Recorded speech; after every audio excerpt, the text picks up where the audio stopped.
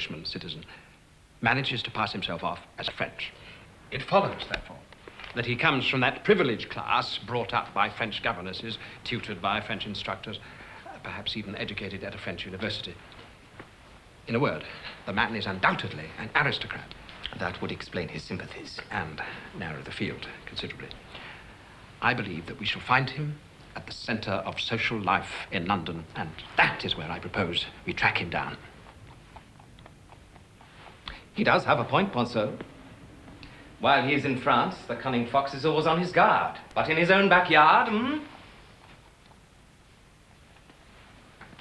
We shall have you appointed special envoy to the court of St. James as soon as possible. Ponceau will see to the details. I am deeply honored, citizen. Would it not be advisable if I were to have the assistance of someone who is already known to the English? Someone whom they trust? I suspect you already have someone in mind. Might I suggest the man who served our recently deposed king as ambassador in London for so long? I like your sense of irony, Chauvelin. By all means, the Count de Tournay would be an ideal choice. Send young Armand Saint-Just to bring him in. You must not go, Henri. I assure you, madam, Citizen Robespierre merely wishes to consult with your husband on a matter of state. Robespierre? I'd sooner trust a snake.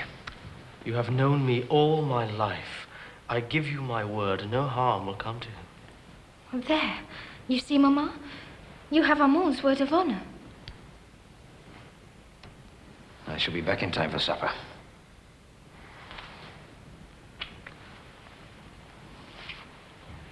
Death, rubbing my eyes of light, will give back to the sun its tarnished purity.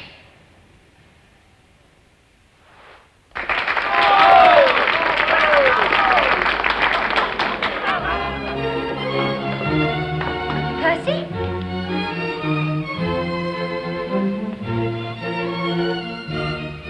Percy?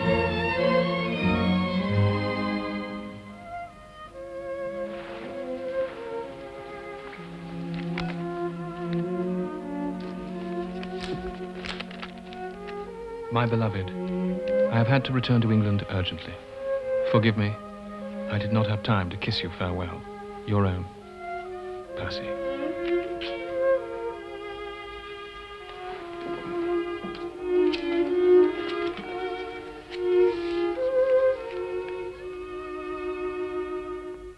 Spy?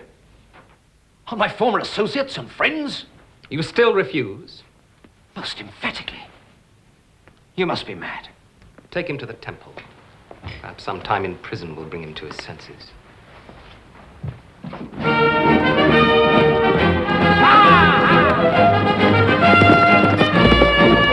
you want to double your wager? Andrew! Right!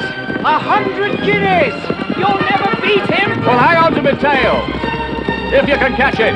Just you wait! I never thought you'd do it! Percy's always been a good judge of horseflesh. You're damned right. That's 100 guineas, you owe me, old chap. Hey, Percy! There isn't an Englishman alive who wouldn't be proud to join the League of the Scarlet Pimpernel.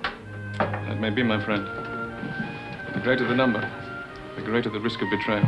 No, my friends. If we are to succeed, we must maintain our anonymity. Mask our identities. Even if it means suffering the mockery of others. Being taken for fools, fops, nitwits, even cowards. That's the easy part. The hard part's not being able to boast about our exploits to the ladies.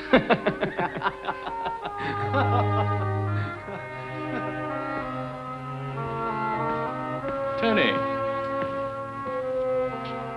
What is it, my dear fellow? Well, come on, out with it. Louis XVI has been executed.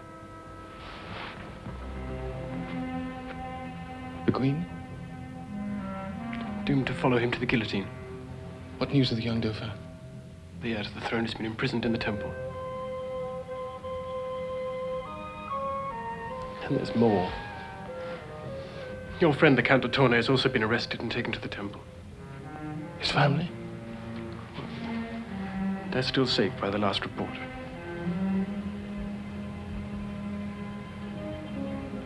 And there's no time to lose. Andrew, I want you to set up a network of couriers. We leave for Paris at once.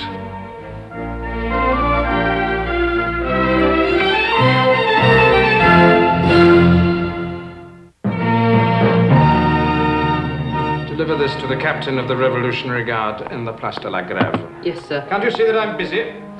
You have arrested the Count de Tournay. I have.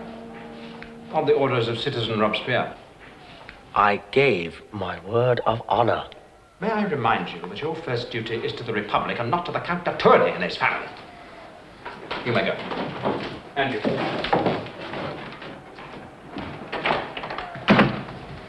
My dear Armand, such sentiments, especially on behalf of an aristocrat, could easily be misinterpreted. You use me. Yes, and as long as you are here to serve the committee, I shall continue to use you. Now, boy, deliver this to the captain of the Revolutionary Guard in charge of executions in the Place de la Grève.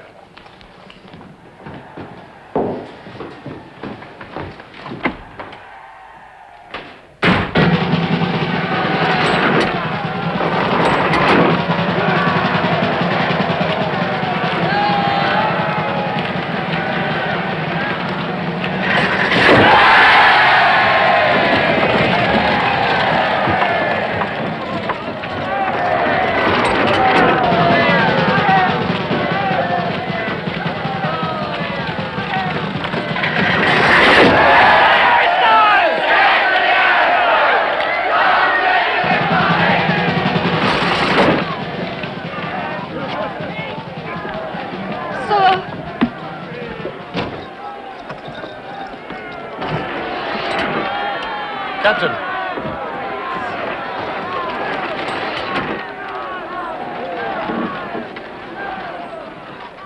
Must have more executions and proceed with greater dispatch.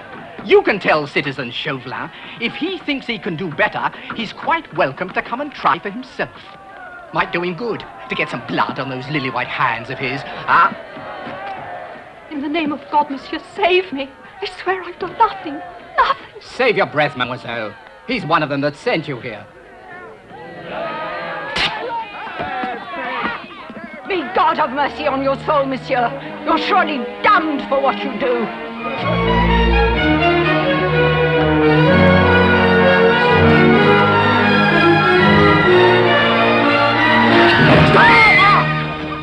What is it? What's the matter? A dream. A hideous dream. Was it the woman you saw executed? No, it was Marguerite. It was she that led to the guillotine. It was her head that fell. Oh, God. Oh, what have I done? What have I done? You can inform your people that the Dauphin is to be held prisoner in the temple, Saint-Cyr.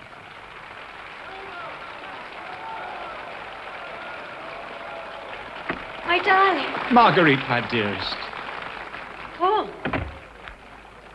What is it, my dear? You look as if you've seen a ghost. It's just you took me by surprise. What is that you're hiding behind your back? I might ask you the same.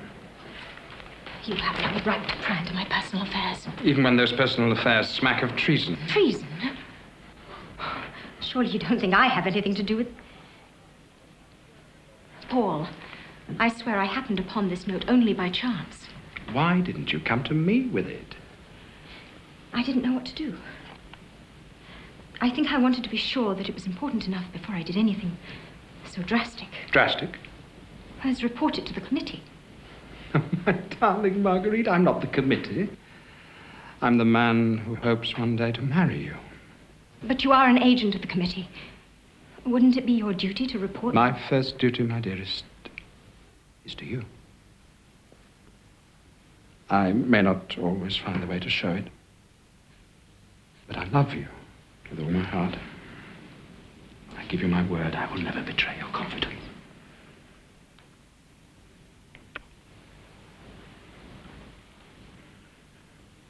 Forgive me, Paul.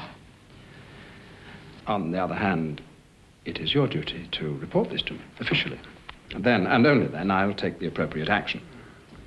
But that could mean Saint-Cyr's execution and possibly his family's as well. He's a traitor. And can you think of a better way to repay him for having your brother beaten? You can't honestly believe that I would send a man and his entire family to their death out of spite? They're aristocrats, my dear. I could never live with myself. In that case, you may have one day to answer to the Republic. Rather the Republic than my conscience.